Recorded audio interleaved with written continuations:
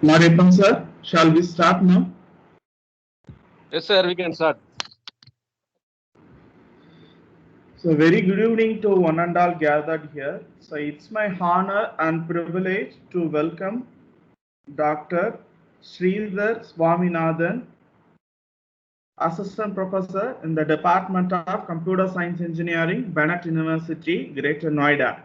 And he is a project manager for the leading AI projects and also NV in IDIA DLI ambassador.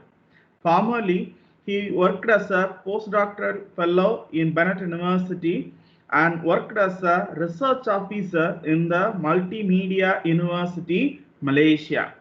His research interests are on computer vision and deep learning and also natural language processing.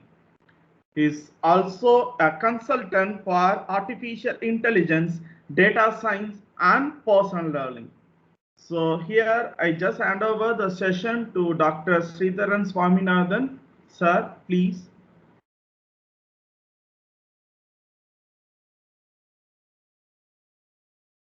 So thank you, Dr. Guru Karthik, for the introduction.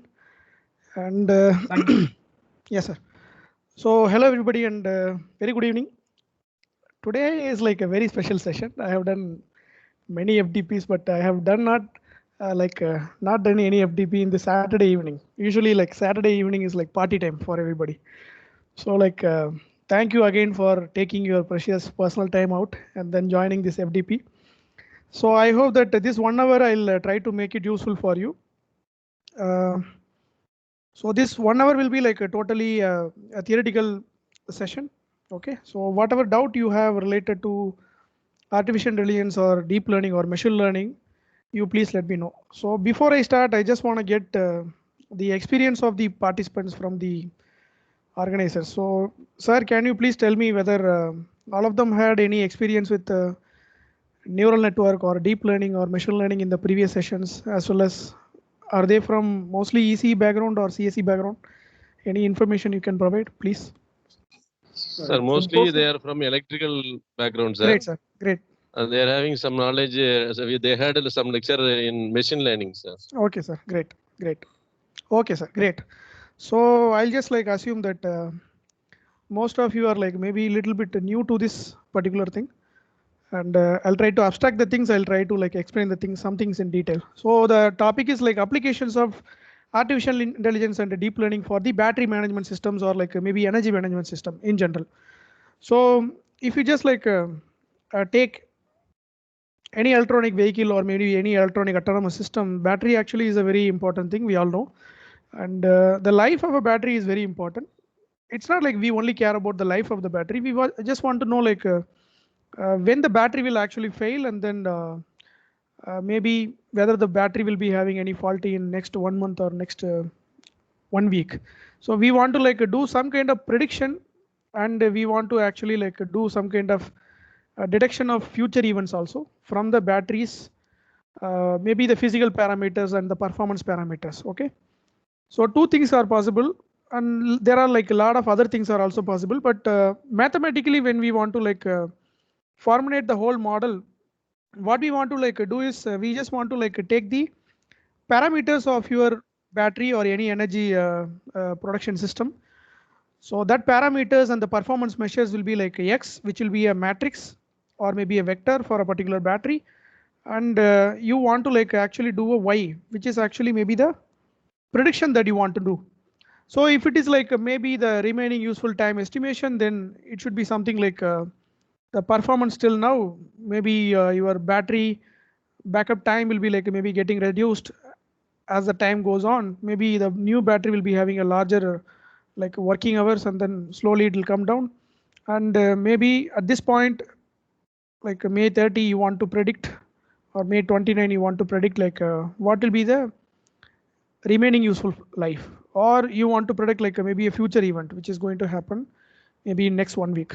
Okay, so the input will be like a matrix, just a vector of numbers, and the output will be a single number. So it depends actually. And to actually do this mapping, you should need a data of the previous like battery lives and previous battery performances. Okay, so you should have like maybe a time series of historical data of the battery performance of different company or maybe same company, and you should have like what will be the target at that time. So maybe during the April 2020, the battery running time was like something, and the diagnosis at that moment maybe like 1 week after the particular battery failed.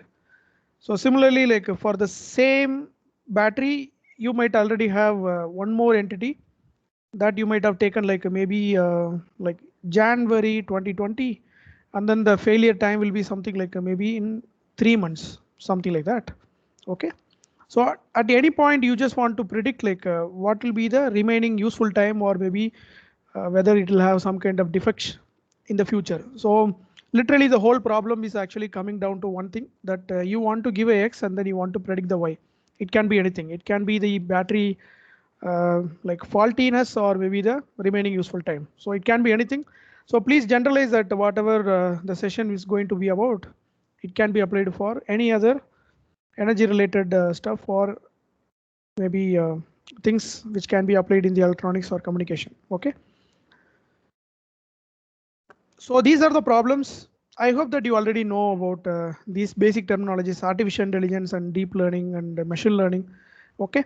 So I'll just give a small glimpse of the overall thing. AI is a broad umbrella. It contains a lot of algorithms, and machine learning is all about like learning from the data, and machine learning is like a subset of the AI. It means there are other things you can do in AI which are not based on the data. There are many deterministic algorithms, graph-based algorithms. There are like pathfinding algorithms which does not need any data. So machine learning is like a kitchen. It is like maybe a kitchen. So the kitchen will not have like a same apparatus. It will have like many different apparatus. Similarly, machine learning will have like many different algorithms. One for like linear regression, logistic regression, decision tree, SVM, KNN. There are like many algorithms, random forest, and then like maybe K-means algorithm for clustering, grouping, and all. So there is one algorithm called neural network, which can actually do both classification, means given a X, you can give a label, something like faulty or not faulty. And it can do regression also. That is, given a X, you can predict what will be the maybe the cost of the battery, or maybe remaining time, which are actually in real number. So predicting a real number is actually called a regression. Doing a like a prediction of discrete value is actually called a classification. And neural network separately created an area called deep learning, and deep learning is all about neural network, convolutional neural network, recurrent neural network, generative adversarial neural network, something like that. Okay, so deep learning is like dosa and different varieties of dosa, masala dosa, then like onion dosa, uttapam. All these things are actually collectively called as, I mean, not the dosa, but the different type of neural network, or collectively called as deep learning. Okay, so these are the fundamental things. Deep learning also learns from the data. I hope that you know like a little bit about maybe the deep learning also. So deep learning is all about neural network and different variety, because around 2010 neural networks perform really well because of like big data, large scale of data was like very useful for training these networks. All these are mathematical models. You can give any input X, and then the model will have like some knowledge about the data. It will try to give a prediction Y. Okay. And this is like a different applications of deep learning or artificial intelligence. So one thing I should tell you, that whatever the news that you are reading every day, like artificial intelligence algorithm did that, do this, all doing like this, are actually mostly the deep learning algorithms. So they are synonymous. That's why when we mention about AI and deep learning, they are often pronounced together. Artificial intelligence and deep learning, they are the same thing. Nowadays, the easy way to achieve the artificial intelligence is through deep learning, by learning a neural network. All right. So depending upon different type of data, you can like have a division, something like computer vision based on images. If you are doing any analysis, it's called computer vision. Classifying an image, or like detecting an object, detecting the pose of the people, or recognizing the people's identity using iris or face. Anything is actually called as computer vision if you are involving images. And if your data is speech and audio data, it's called speech and audio research.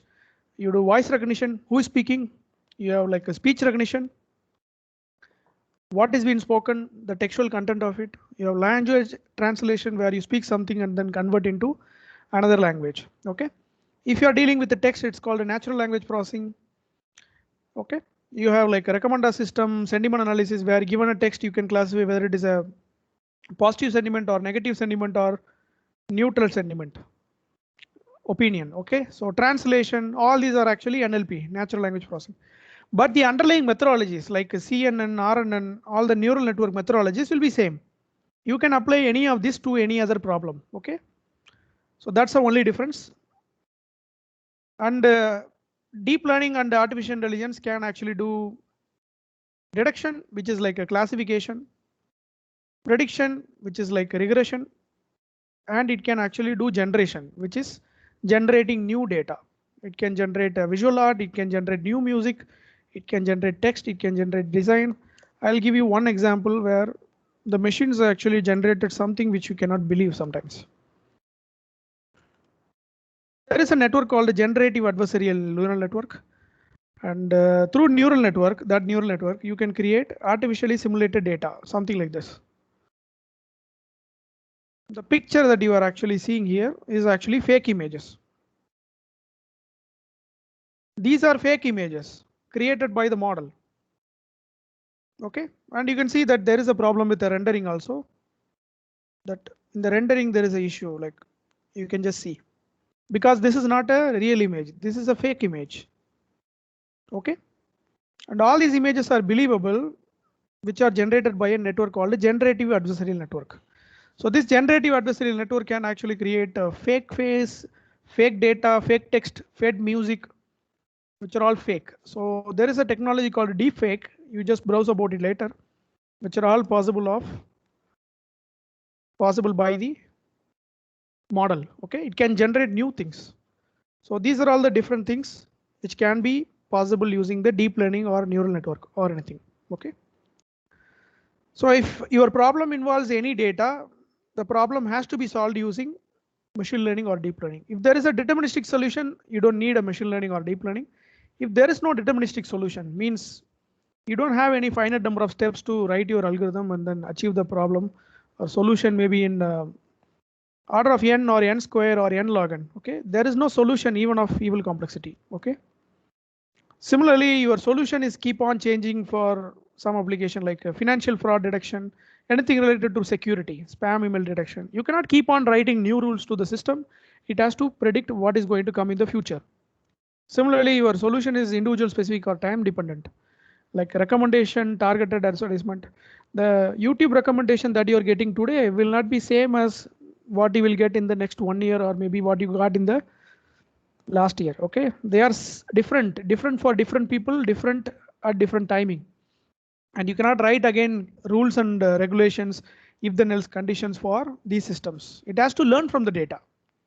Similarly, your data is based on like different patterns in the data, huge volume of data, something like stock prediction. A single brain, human brain, cannot process a huge volume of stock data or maybe just weather data.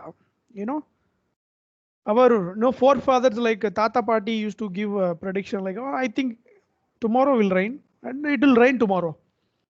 But they cannot like generalize their knowledge for the entire world. They don't know how to predict the weather of maybe a different country.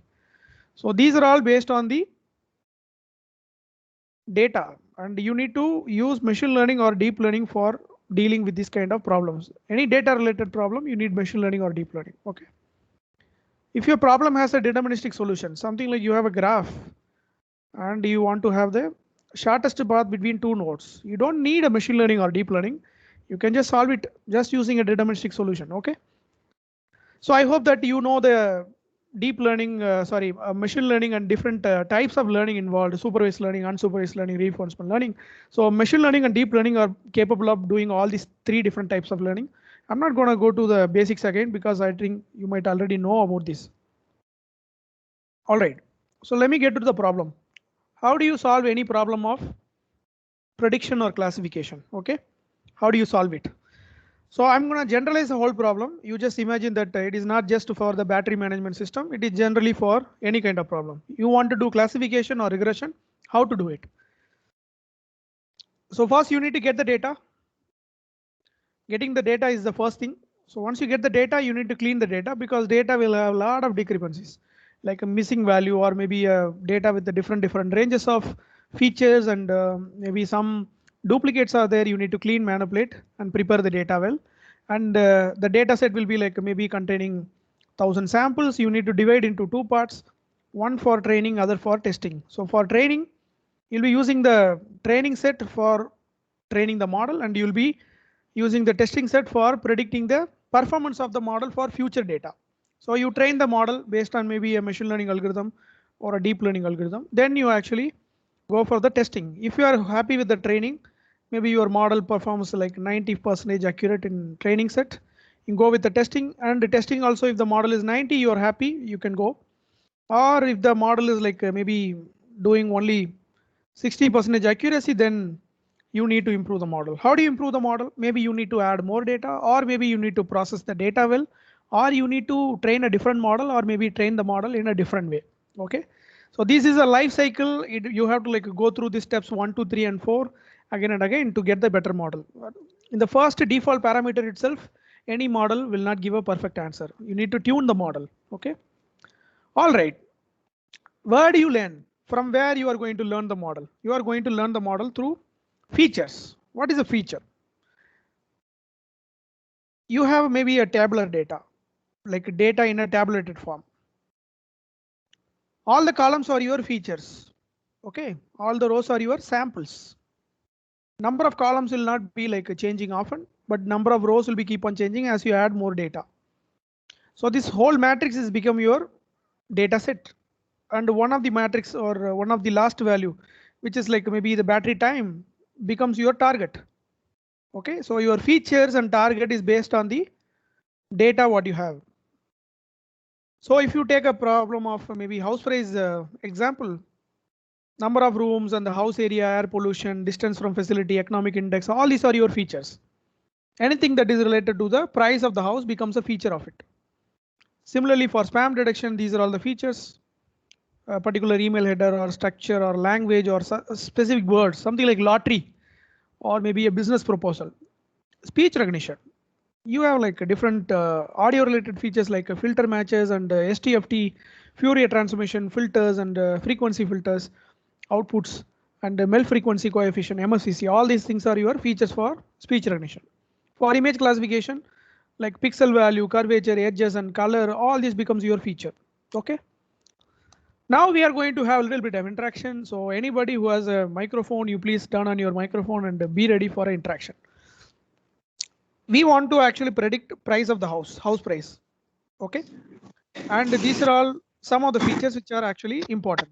Maybe the BHK, area of the house, pollution level, population.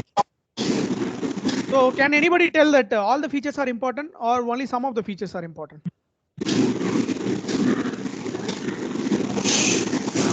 Features are important on some weightage. Each feature has got a weightage. Yes, sir. Each feature has like a different weightage. So not all the features are important. Some features are not important. Something like serial number and maybe the color of the house. I don't think like color has a good influence on the house price. So some features like are important. Some features are not really important. You can just delete it right away. Some features are actually more important. For example, BHK, they are more important. Some features are maybe like a little bit of less important. Maybe something like the house is like whether it is having like a furnished house or not, something like that. Okay, the price is not going to change too much.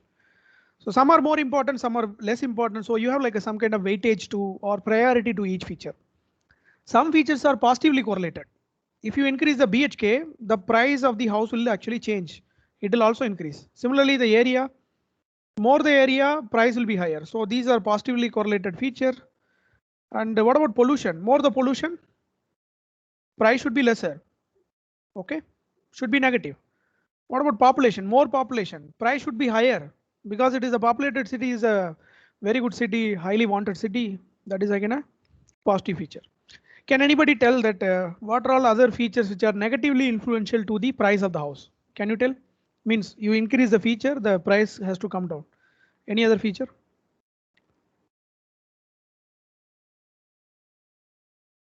Security, Means more security. less No? security. So that you can say like a crime rate. Hmm. More crime rate, then the price has to be coming down. You know, sometimes the house will have like a ghost in the house, like booth bungalow, number of ghosts in the house. Nobody want to go to a Kanchana house, right? So if there are more house, then the price has to come down. So some features are positively influential, some features are negatively influential. So we can say that what we want to predict is actually Y cap, and these features are actually X1, X2, X3, and X4. So I think the microphone is still on. If you can please keep it. Yeah, great. Thank you. So we cannot actually do a direct addition, but each and every feature has a weightage, and we can actually do a weighted addition of all the features. So the importance of the X1 will be W1, importance of X2 will be W2, and till W4. Okay. And this W will be positive for a positively influential feature, and W will be negative for a negatively influential feature. So in short, we can just say that Y cap is equal to I is equal to 1 to N Wi Xi, where I will be the feature, ith feature. You have N number of features, and maybe your data has N number of samples, sorry, M number of samples. You need to train the model for all your M samples to get your optimal Y value, which is close to the actual Y value, actual high price. Okay. So how do you do it? These weights, if you want to train the weights, you need to initialize the weights. Okay. These weights has to be learned automatically because we don't know like how much priority to give to BHK and how much we don't know the like a proper combination or the proper like weightage for each feature to actually get the final result for all the samples. So we are going to learn these weights automatically through algorithm called gradient descent, and that gradient descent will actually give optimal weights for a given particular data set. Okay, and we can just initialize the weights into a small random values so that it will actually start from somewhere near 0. Okay, small random value, and depending upon the features important, some feature will be like going in the positive direction, some features will be like maybe having a negative weightage in the negative direction. Okay, that the model will automatically decide, and which we don't need to do. So this gradient descent algorithm will do that. So based on this particular phenomena, we are going to like see the first model, which is like maybe I think you might have already known, which is like a linear regression.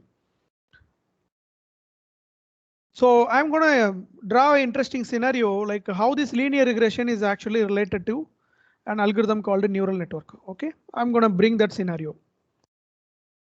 So let's say that your feature is having like only one value and you have only one target. There is only one feature, X1, and there is only one target. So you can see that generally if the X is increasing, then the Y is also increasing. So for some data of like X is equal to 10, then the Y value is actually, when X is equal to 10, Y value is somewhere here. like maybe 7. If x is equal to 20, generally like it is increasing, maybe 8. If x is equal to 40, it is actually 10. So you can see that the x is increasing and y is also increasing. There is a positive correlation. So there is a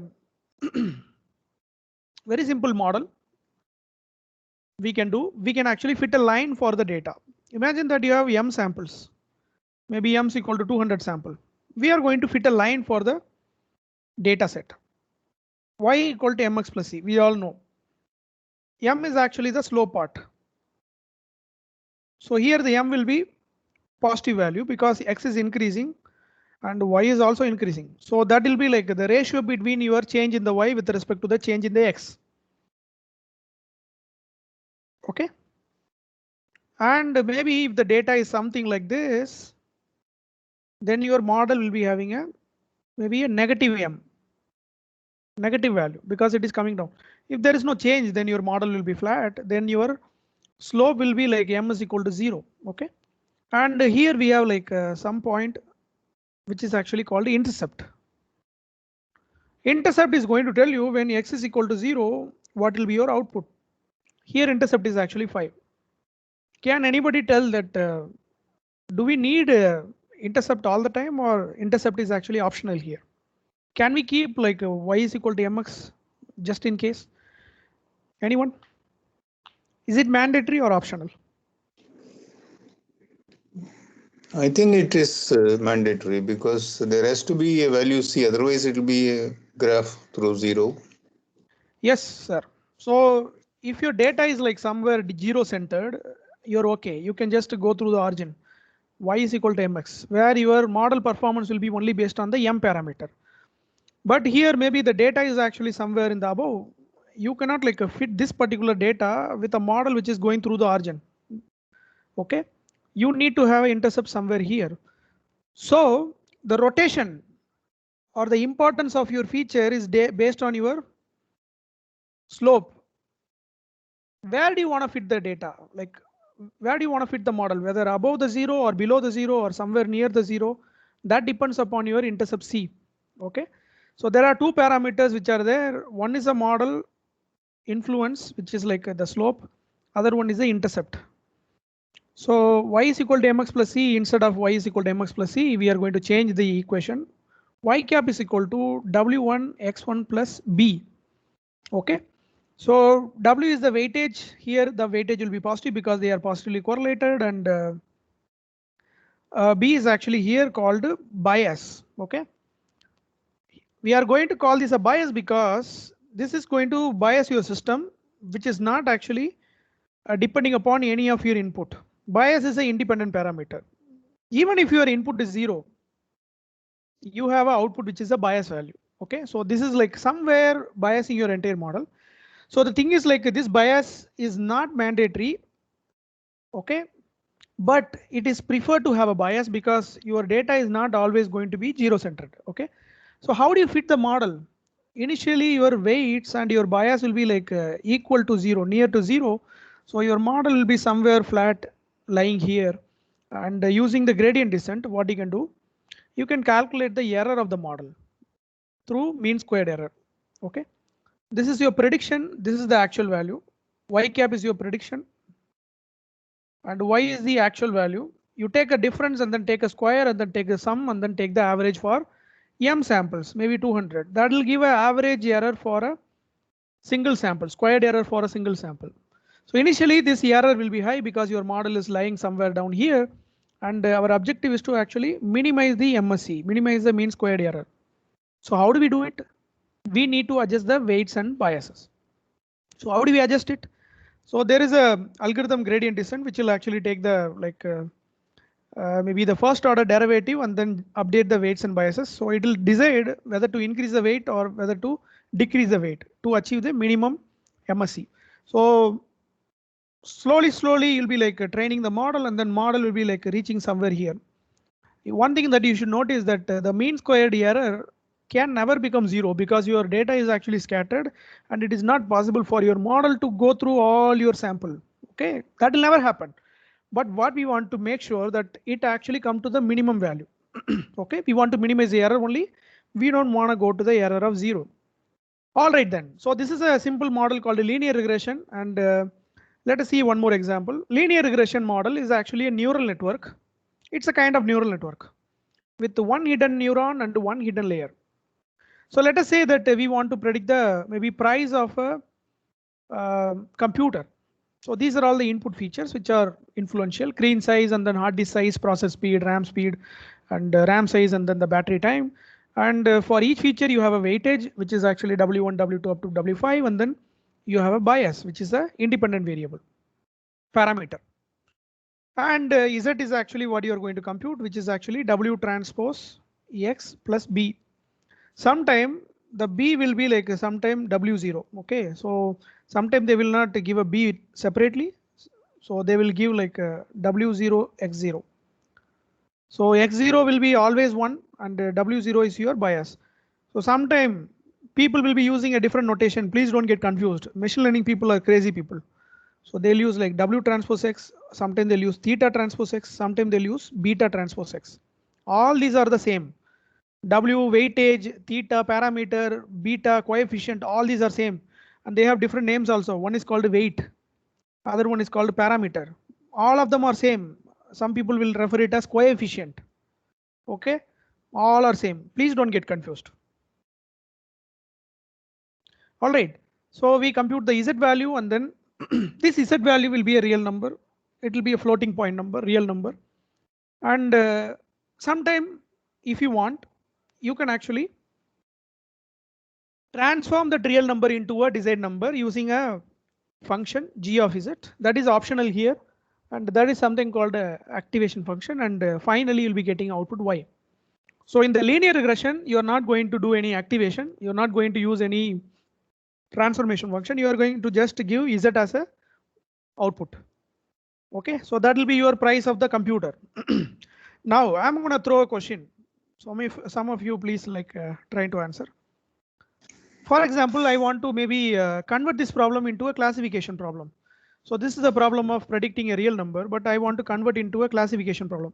Given a configuration, I want to convert into 1 or 0. 1 means it's a good configuration, 0 means bad configuration. So how do we do it? Yes, professors, anybody? Please give any answer. I'm not, or nobody will judge you. Okay. No, if the RAM size is not something that is already known, it should be rejected. No, sir. I'm just asking. Like for example, we are doing the computation W transpose X plus B. Z will be a real number. But what output we want to know is actually we want to convert into 1 or 0. So how we can achieve it? This number is a real number, but this number is a binary number. How do we achieve that? Can we do anything in the activation? Any idea what activation we can do? Because this will be a real number, this W will be a real number. We have no control over your input and your weightage. The only control what you have is actually your activation. Can you tell what we can do? Simple functions to convert a real number into a binary number. It is like a AND operation. For example, you are given a number 10. So how do we convert into 1 or 0? Or maybe given a number like -10. How do we convert it? Less than or more than. Okay, so that is like a thresholding, right? We can use a thresholding function. So very simple, we can just use a thresholding function, and threshold can be like if z is greater than 0, y is equal to 1. If z is less than or equal to 0, y is equal to 0. So what will happen if your z is maybe more than 0, it becomes 1. If it is less than 0, it becomes 0. Okay. So the thresholding is actually called a step function because it will look like a staircase step. Okay, and the step function will give a binary output, just a thresholding, and we can adjust our weights and biases to get a proper output of 1 and 0 accordingly. So this linear regression model with the step function as an activation function, the model is actually called as perceptron. Perceptron is a classification approach, binary classification approach, which can actually do 1 or 0. Okay, It's a simple classification approach. Perceptron is a basic entity of your neural network. So can anybody tell that what may be the drawback of this particular model, perceptron, which is giving like a threshold? Can anybody tell like what may be the drawback? What may be the caveat? Anybody? Any drawback? Any drawback? Okay. Anyone? Just whatever that comes to your mind, please feel free to dance. Yes, Professor.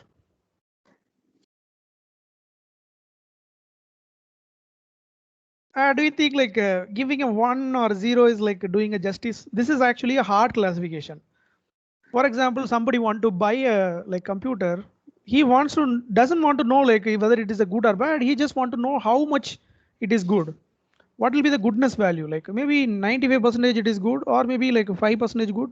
He doesn't want a like a binary output. He just want to know how good is the like computer. Okay. So if you want to have like a kind of like 0 to 1 value, like a probabilistic output, you cannot have a step function because the change is actually abrupt. You know, sometime what happens, your z is like maybe 0.000006, then your y cap is becoming 1. If your z is like minus 0.000006, your y cap becomes 0. So your margin is actually very narrow. Like when you are like slightly a positive number, you become 1. When you are slightly a negative number, you become 0. But you know that these both numbers are not really that much different. They are very, very close. So the margin is very, very close. What we want to do, we want to like convert this kind of activation into a soft one, okay, which is actually having a smoother transition between 0 to 1. Can anybody know any function which can actually achieve the smoother transition of 0 to 1? Anyone? Parabola.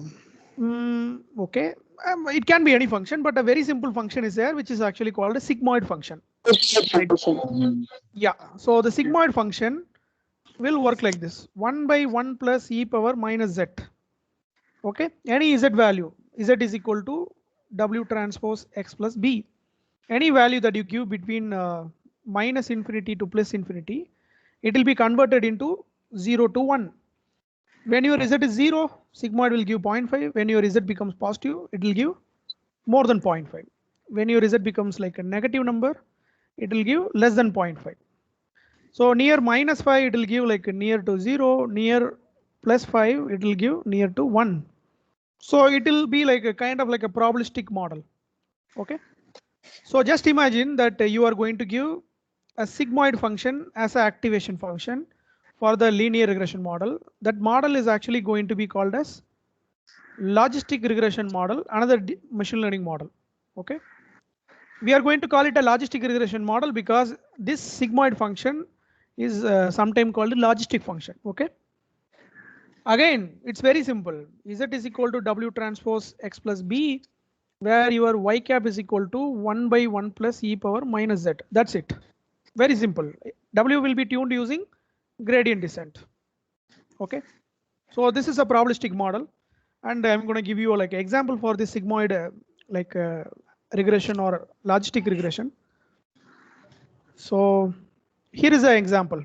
For somebody want to actually do a marriage, and he has seen maybe hundreds of CVs of different girls, and then sometime he liked that girl, and then sometime he didn't like the girl. So he has a whole database. So what he's going to do, he's going to train a logistic regression to predict whether he will like a future CV or not. And if he predicts that he is going to like the girl, he is going to visit the home. Otherwise, he is going to avoid the visit. Why to unnecessarily visit somebody's home and then drink the coffee and then eat the snacks and then finally say like, I don't like her. Why to do that? So he's just thinking like with hundreds of data, I'm going to prepare a logistic regression model. Okay. So these are the features that he is looking from the data, like a family background, salary, smoking habit, cooking skill, and morals. So I think like these are general neutral features that you can apply to like both boys and girls. Like I'm not like biased towards only like girls. Okay. So family background, maybe like a positive input of like one, maybe like good family, like orthodox family. -1 means like a rugged family, like a rowdy background. Okay. Salary, +1 means like she's giving salary, earning a lot. -1 means like she's taking salary from you. She's like, oh, give me half of what you earned and I'm going to run the home and I will save some money. Okay, so that kind of mentality. Smoking habit, +1 means like maybe a smoker, like 2 packets a day. -1 means hates smoking. Cooking skill, +1 means maybe she is a good cook. She loves to cook, and then -1 means I don't want to cook. I'll just order from Swiggy or Zomato. Okay, it's kind of like that. Moral, +1 means like maybe orthodox or like old school mentality. -1 means like a liberal mentality. My life, my rules. Nobody can control me. Something like that. Okay. And these are all the priorities that he is giving, like W1, W2, W3, W4, W5, and then there is a bias also. You know what will happen here? Like Z will be like W transpose X plus B, and then since it is a logistic regression model, the transformation function will be sigmoid, and you are going to get an activation which is between 0 to 1. That is going to tell whether you are going to marry the girl or not. Okay, so this is a logistic regression for marriage proposal. I'm going to give you a scenario. You are going to answer my question. For example, somebody is getting an output of like maybe 0.999. What would have happened? So he got like something near maybe like Z is equal to positive number, maybe near 5. You know, only then it will actually get 0.99. Only if your Z is like near 0.5, sorry, 55 or sorry, near 5, your output will be 0.99.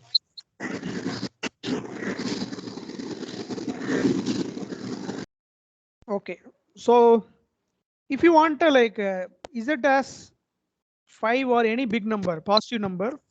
Sir, can you please mute yourself because I can hear some noise from the background. And please like unmute whenever needed. Okay. So what I'm saying, if you are like having an output of like near 1, it means your Z was actually near 5, right? If your Z is actually near 5, it means the whole W transpose X will be giving 5. If you want a positive number like 5, what should be happening in the multiplication? What should be happening here? So input can be anything. It can be positive or negative. Weights can be negative or positive. Sometime he may like girl who is earning and then a good family background and good cooking skills and then good morals, and then he hates smoking. Okay. So in which scenario or in which like circumstance you are going to get a positive Z value? Can anybody tell? X can become like maybe positive. W can be positive. X can be negative. W can be negative. X can be positive, W can be negative, X can be negative, W can be positive. Okay. So when you will get a like a positive Z value in all the 4 scenarios?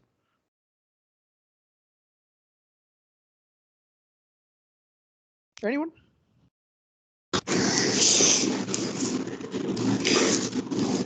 I have one very fundamental doubt, if you don't mind, please. Yeah, sir. Please. Now, when Z is reaching 5, yeah, how can this be 0.99? This that is bugging my mind. Okay. So we need to give it to this sigmoid function, 1 by 1 plus e power minus 5. Oh. So yeah, that is the activation function, sir. 1 so by that 1 means plus e power minus 5. Okay, sorry to interrupt you, but that means that this activation thing has disrupted the final result from 5 to 0.99. Yeah. Oh. Because we want a so probabilistic remove that activation. So that activation fellow can be removed, that's all. Sorry, sir, I'm not getting it. Can we remove that activation? But we want function? a probabilistic output, no? You want a if you remove that activation output. function, then it will actually give value 5. So with the value 5, what we can do? Whether we want to do the marriage or not. That will be the problem. It will become a regression problem. It will be a value 5 for 1. It will maybe a value 3 for something else, like that, no? No, we cannot give a hard constraint, sir, because your Z cannot be like exactly 5 most of the time. because you don't have any control over your X, you don't have a control over your W also. So we cannot like give a value something like if Z is equal to 5, Y is equal to 1. If Z is equal to 3, Y is equal to 0. We cannot give like that. That will be like dictating the model. We are like telling the model to behave in a manner, but that can never happen. So there is no Okay. control over your input, which is actually a real number. There is no control over your W, which is again trained based on your training set. And the only control you have is the activation function only. So what my question is like you are getting like 0.99 means like you got a high activation, value is 1. So when you will get a high activation, because your Z has actually become a positive number, then only like it will go to more than 0.5. Okay, and then you will be actually reaching to near 0.99. So if your Z is becoming Z is becoming like a positive big number, it means your W It means transpose that. that So I is giving understand a like, that yeah, if your Z is high, you're closer to 1. yes. So I'm Hmm. asking like in which scenario your Z will be high? That is what I'm asking. All the criteria having positive value. What about negative? If X is like negative, W is also negative, then Z will also become positive, right? Because Yeah, yes, sir. sometimes she can like hate smoking and you also hate smoking. So negative into negative will become positive. So there are like 4 possibilities. Both should be positive or both should be negative. Then Z becomes like positive. Then your sigmoid output will be near 1. If one is positive, other one is negative, and what will happen? Your Z will become negative and your sigmoid will become 0. Okay. So the thing is, what we are essentially finding is like the similarity between your X and W. That is what we are actually doing here. Whenever we do a dot product, we are actually matching some similarity. The W is nothing but the expectation from the guy. He is expecting something. And input is actually the girl. If the girl's parameters or the like input is like meeting the expectation, then both of them are going to marry. Sometimes he may be like looking for a rowdy background family, and she is also rowdy. Negative into negative will become positive. That is what we call as wavelength. Sometimes you have like person 1, person 2, and guy will be like, I like Rajinikanth, and then he'll be like, yeah man, I also like Rajinikanth, and then he'll be like, I hate Kamal Hassan. And yeah man, sometimes I hate him. So that is a wavelength. I like A.R. Rahman. Yeah, that is a wavelength. Like both of them are like similar here. So literally what we are doing is like finding a similarity between our X and your model. Both are matching, both are positive, positive, negative, negative, then you are going to activate. That is like expectation meeting the reality. So that is why we are actually calling it as an activation function, because whenever you are having a large value, it means you found what you are looking for from the input. Okay. So if you are doing a face detection, then the features will be looking for a face feature. And if the image is actually containing the face, both will be matching. So your filter or like a face feature may be like looking like this. And if the image is also having like some kind of feature similar to your filter, both will be matching, and you'll be getting a high activation. That will be class found. Okay. So this is like the usual scenario. I'll give you a numerical example. For example, if both are binary, in real time it won't be binary like this, but 11011 and your weights are 11011. What will happen is like your Z W transpose X plus B will become 5. 1 by 1 plus e power minus 5 will become 0.9933. Okay. Imagine that she's rowdy background and taking salary, don't know how to cook, but my life, my rules.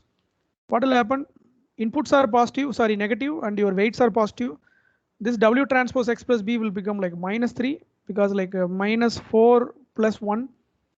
1 by 1 plus e power minus 3 for a negative value, it will become near to 0. So your activation will be like a 0.01, something like that. All right. So that is what we are actually finding, similarity between our model expectation and the input. Okay. And that's why we are actually calling it as an activation. Okay. And you know, like marriage is actually a multiplayer game played by many people. It's like you are not the only guy who is involved there. It's played by multiple people. Okay. I am there in the middle. My mom is there and my dad is there. Okay. Their weightage for the girl, they are all connected to the same girl with a different weightage. My expectation will be different. My mom's expectation will be different. My bias will be different. My mom's bias will be different. My dad's bias will be different. Everybody's expectation will be different. But all of them are connected to the same input. What mom used to think, like a mom usually cares for family background. Mom really doesn't care about the salary.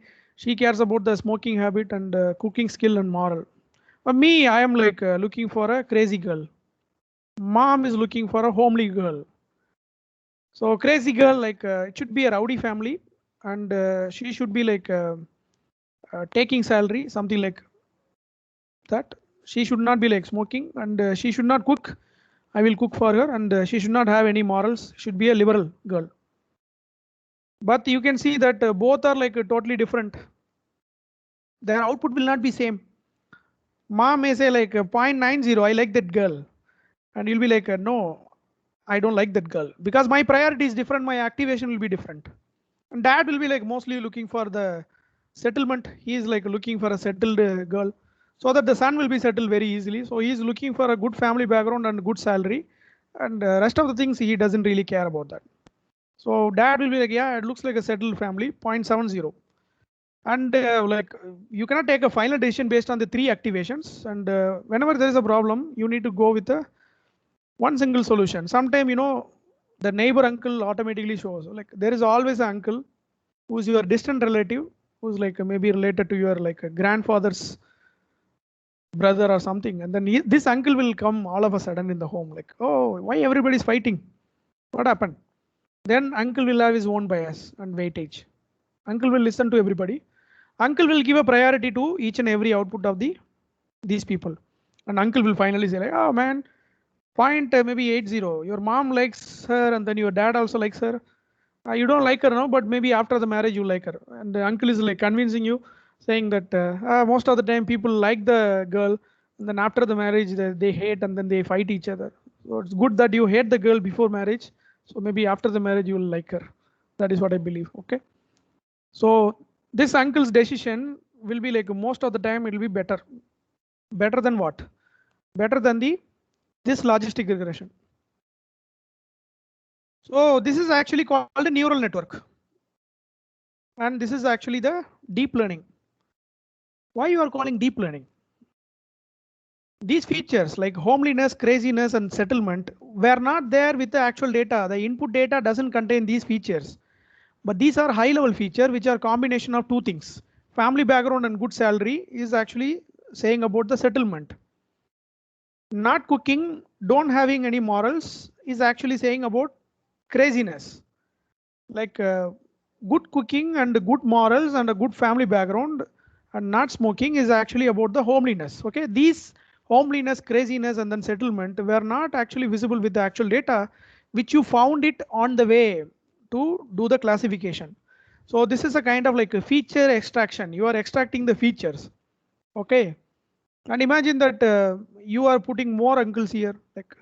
You feel that one uncle is doing a bias, you can put more uncles. Okay. And all you will be telling the input to all your uncles. Uncle 1, uncle 2, uncle 3, and these uncles will activation will also be different. It will be like a 0.70. One uncle will be like 0.60, and you need to take a final decision. Again, you are going to connect with one more node, and this node will be again having a different weightage and different biases. And this node will be mostly the grandma, tata party node. Okay, whenever there is a problem with the life, then the grandma or grandpa will give a proper solution. Okay, so you go with them, and then their decision will be much more better than the individual direct classification, because here you are not doing any feature extraction. This is never happening, but here you are actually doing feature extraction layer by layer. This is called a layer, and this is called a neuron or node, and this entire thing is actually called as neural network, and this is called a deep learning. If you are having more than 2 layers, the thing is going to be called as deep learning, because you are going to extract some deep features from the data layer by layer. Okay. So once you are moving away from the data and then adding more number of layer, you are going to find deep features about the data set. and that is going to help you to do a better classification or regression. Okay, so this is why neural network is better, and this is the way we can actually use maybe the deep learning for doing any prediction or classification. Okay, any doubts? Please let me know.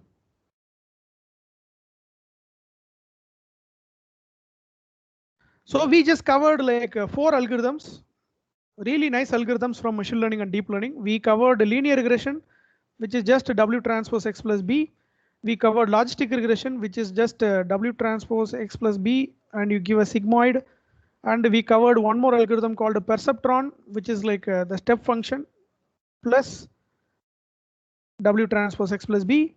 And we covered the artificial neural network, which is actually the multiple layers of nodes and multiple like layers one by one. Okay. So linear regression can do regression, that is like a prediction. Logistic regression do classification. Perceptron can do classification, and the neural network will do like both classification and regression. If you want to do classification here, in the last node, you can give sigmoid activation and do a classification. If you want to do regression here, you don't need to give any like activation here. You can just get W transpose X plus B here. Okay. So here for this node, the input will be this output. These people will give output. Okay. And these uncles have never seen the girl. You know, that is the beautiful part. They have never seen the girl. They are just hearing what the mom and dad and I are actually telling about the girl. They are actually doing the deduction from second hand, not directly from the data. Okay. And as you add more number of layer and you are moving away from the data, you are actually getting a better results. Okay. So finally, I'll give you like one example why deep learning is better. Why it is called a deep learning? Because imagine that you are actually swimming on the like surface of the water. That is shallow. You are part of the water itself. Okay. Once you are maybe like diving deep and moving away from the surface, maybe you come to the riverbed. From here, you can clearly see the whole water. Okay. And you are too deep in the water. You can see the whole X very far away. It's the same thing actually happening with the neural network. You have a X and you're not going to do a direct classification here, just looking like the data whole. You're going to add a layer, add a layer, add a layer. You are moving too far from the data. From here, you can see the whole data very clearly. Okay. There is again one more example in the philosophy also. Imagine that there is an elephant. Some guys like very close to the elephant, standing near the elephant. Elephant is like maybe a problem. Okay. If he is very close to the elephant, what he can see is like maybe the rough surface or the skin of the elephant. He cannot see the elephant. If he is like moving away from the elephant 1 feet, what he can see is like maybe the leg of the elephant. If he is moving again further one more step, he can see like maybe the part of the elephant. Oh, there is like some animal is there. If he's again moving some more further, he can see the whole elephant. Okay, the elephant will be standing. So that is what people will say like it's a problem. If you are part of the problem, you cannot find the solution. You need to like go away from the problem. So same thing is happening. If you are like a part of the classification directly, you cannot do the proper classification or regression. You need to go away from the data to get the proper output. Why? Okay, you try to distance yourself from the data, and on the way you try to extract some high level feature, and finally you get the better results. It's like a kind of like a hierarchical learning, and it's a group learning done by the deep learning model, okay, or neural network. Okay, so with this I will finish here. You can apply this neural network concept to any problem in your electronics, okay, or electrical. Finally, I'll just give you, this is like a self-promotion part. I'm just trying to promote myself, you know. Yeah, thank you so much. So please don't leave. I'm having like one good resource for you. This is like I'm the marketing guy now. This is actually a channel called Maja Matrix, run by me. And this channel is solely dedicated for teaching artificial intelligence, data science only in Tamil. So all non-Tamil speakers, please don't mistake me, because I started with the idea that we should teach something in the native language so that people will understand. Okay, so this particular link I will maybe put it in the description, and all the videos are actually in Tamil, and we have a playlist for basic Python and deep learning, 25 videos of 25 hours. Machine learning is currently going on, and there is 27 videos of 27. Totally, there is like 50 plus hours of videos full of theory plus hands-on. And please visit the link, and maybe might be useful to you. And any interaction that you want to do with me, you can directly contact me. So I'll be very happy. So with this, I'll wind up here. That's my promotion.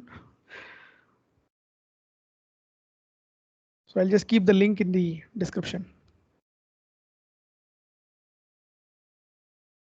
So meeting chat is muted. Okay, all right.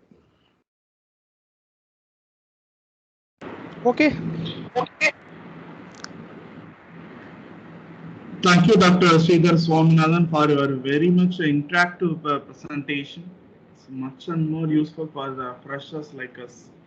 So thank you, sir. Thank you so much for your nice and informative informations. So thank you, one and all. Thank you, sir. And I enjoyed the whole thing. Thanks for spending your precious time in the Saturday night. Thank you, sir. Thank you. Yeah, thank you. Bye-bye.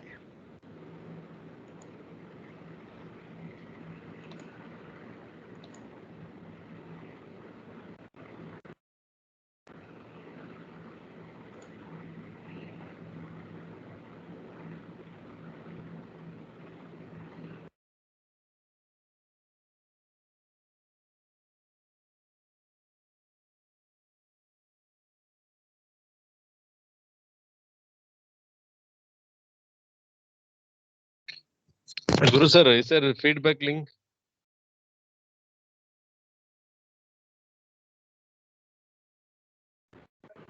Sir, I just shared the feedback link here, sir. Okay. Vandiruchula, sir? Feedback link vandirudhu. On the top. Okay. Thank you, sir. Thank you. Sorry, yes.